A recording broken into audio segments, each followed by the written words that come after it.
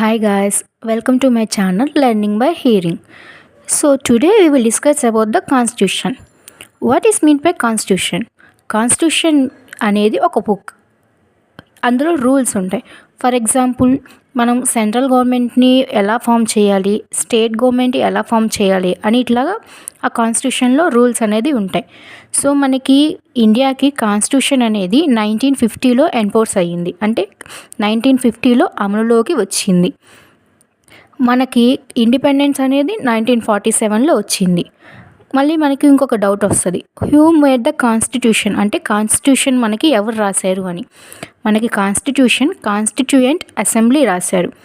ఈ కాన్స్టిట్యూయెంట్ అసెంబ్లీలో కొంతమంది పీపుల్ ఉంటారు.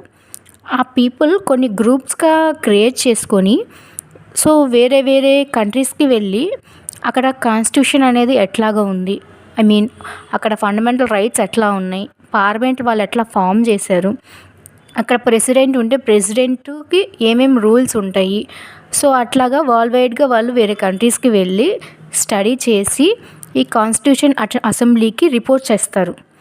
సో ఇప్పుడు ఈ కాన్స్టిట్యూయెంట్ అసెంబ్లీ ఆ గ్రూప్ ఆఫ్ పీపుల్ ఇచ్చిన రిపోర్ట్ని ఒక స్టడీ చేస్తుంది.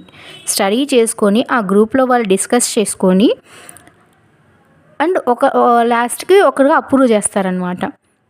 ఫర్ ఎగ్జాంపుల్ మనకు వచ్చేసి ఒక ప్రెసిడెంట్ పాలన అయితే ఉంది.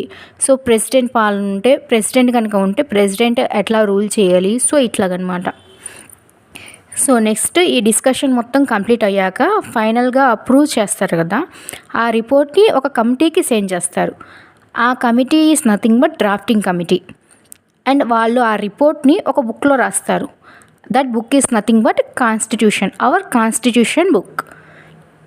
అండ్ ఆ డ్రాఫ్టింగ్ కమిటీ యొక్క చైర్మన్ ఎవరంటే డాక్టర్ బిఆర్ అంబేద్కర్ గారు. ఓకే.